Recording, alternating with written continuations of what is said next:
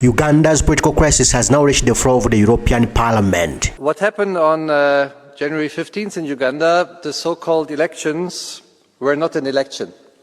They were a military operation. How is it possible that the main opposition candidate, Mr. Bobi Wine, could have been seized by the military in his house and his family and his wife assaulted by government forces? The post-election situation in Uganda shows a systematic assault on fundamental rights. Uganda, a country long tormented by oppressive, brutal regime. 40 years in power, and challengers are put under house arrest. This is not democracy.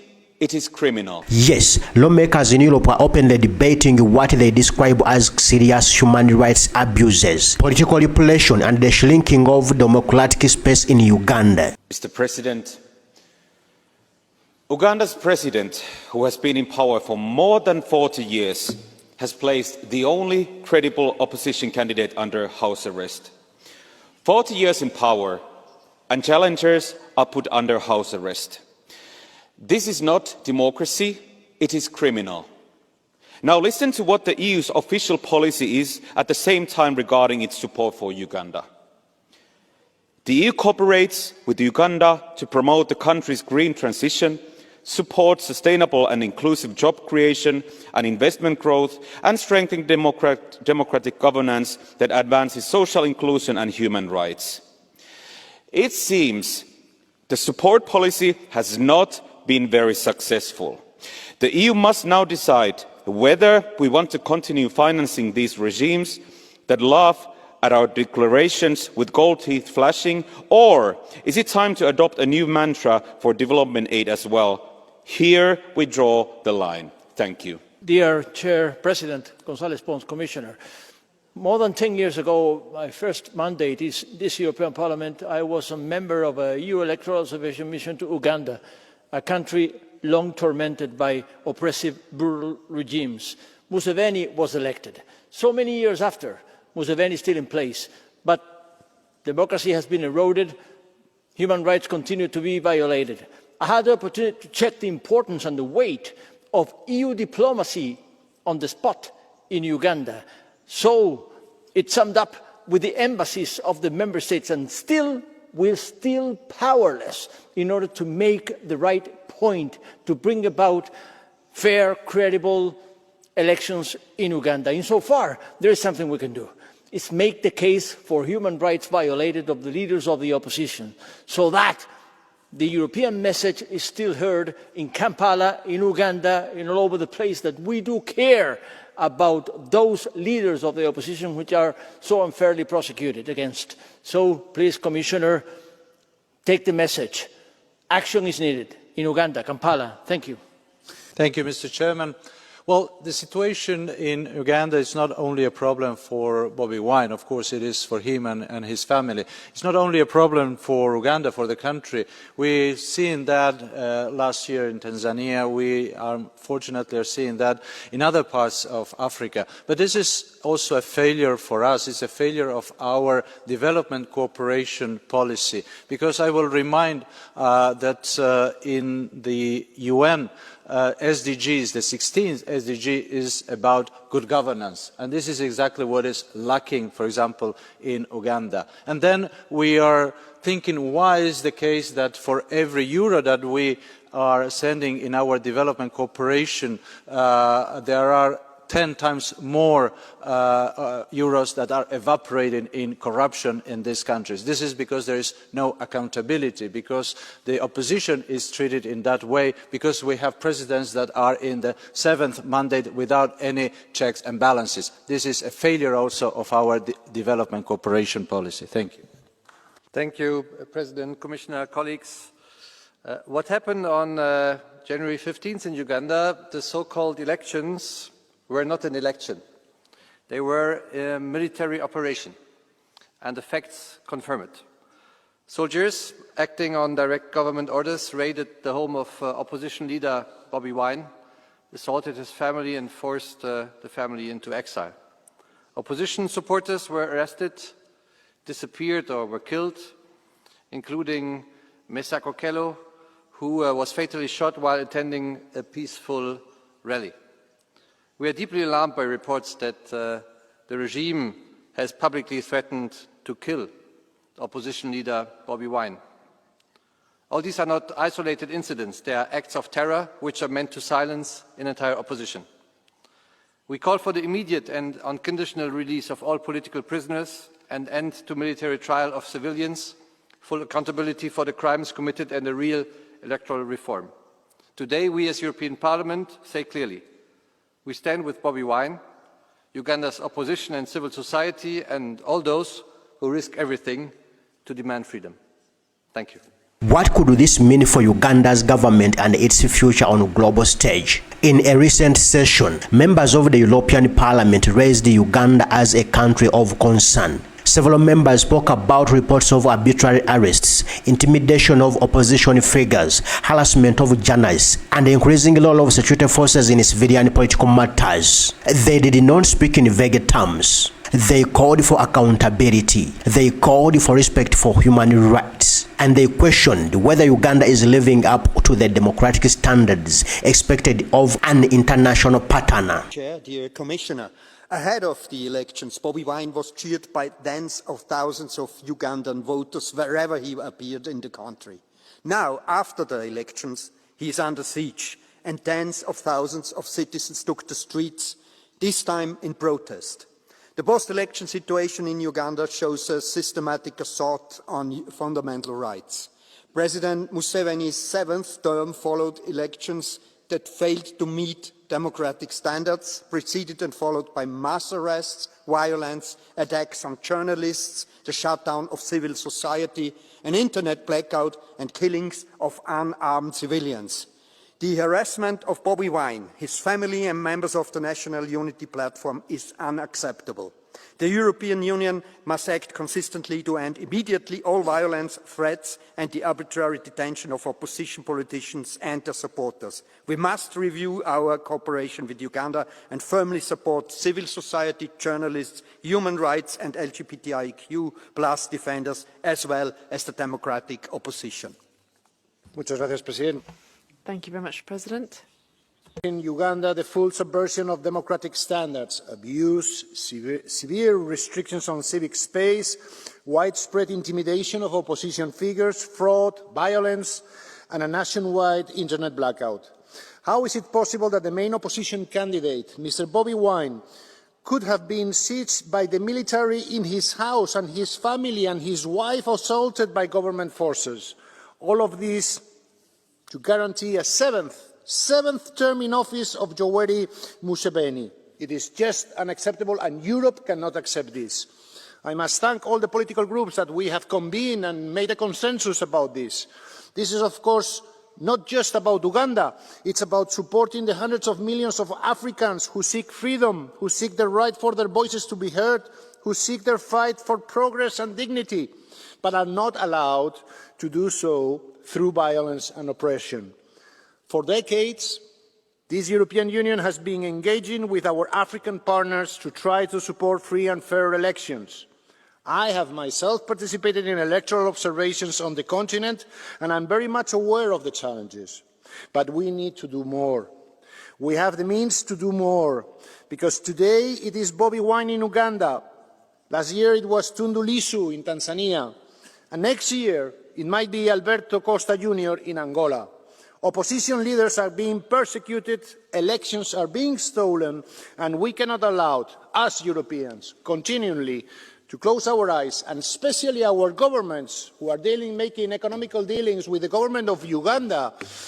Commissioner, the Council has to hear high voice and the opinion of this Parliament about these very tragic circumstances that are happening in Uganda. Thank you very much. The concerns raised were specific and pointed. They mentioned arrests and the detention of opposition leaders and their supporters, the treatment of protesters and civilians during political events, restrictions placed on media houses and journalists, allegations of excessive force by security agencies, reports from international human rights organizations documenting abuses. According to these lawmakers, these are not isolated incidents, but part of a worrying pattern. Herr Präsident. Thank you, President.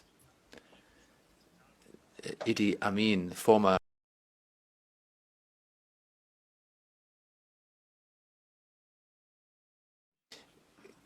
guarantee free speech. Critics of the of what's been happening in Uganda really can show that Uganda is an example of a post-colonial area. The opposition is suppressed, and between 2020 and 2024, millions of euros were spent to ensure governance in Uganda. This has led to reactions, and in the end, this is just wasted money. We should focus development policy on economic growth and infrastructure, not just on exports. That will give us access to resources. That's a win-win situation. That's the best way of dealing with it. Thank you. Herr Präsident, liebe President, colleagues, well, to talk about Uganda is uncomfortable, but to turn a blind eye is irresponsible. What we say, or what we don't say, is important. Uganda is in a situation which we cannot possibly ignore. We're talking about citizens who suffer from violence, media that are not allowed to do their work, opposition with a very narrow and ever narrowing political area. So the elections have been characterized by imprisonment and also the removal of the internet, and Bobi Wine, who's had to go into hiding. This is a violation of basic principles. We in the Union want to have partnerships based on human dignity, on freedom, and on the rule of law. Our message, therefore, is absolutely indispensable. We stand on the side of the people of Uganda, not on the side of political repression. Power without legitimacy is fragile. Stability with no freedom is fragile too. So we need to make sure that we protect human rights. Thank you. Uganda is not just any country to the European Union. For decades, Uganda has received development aid, trade support, and development cooperation from EU member states. With that partnership comes expectations, respect for human rights, rule of law, democratic governance. And the feeling in the European Parliament is that Uganda may be drifting away from those principles. Herr Präsident, Frau President, Commissioner, please allow me to read a social media post, to quote it. 22 NUP terrorists since last week. NUP steht für National Unity. NUP is the National Unity Platform. That's the opposition party. I continue to quote. The 23rd is Kabobi. Kabobi steht für Bobi Wine. Kabobi is Bobi Wine, the leader of the opposition and the candidate for the presidency. That quote is from the son of the president. He's also head of the Ugandan army.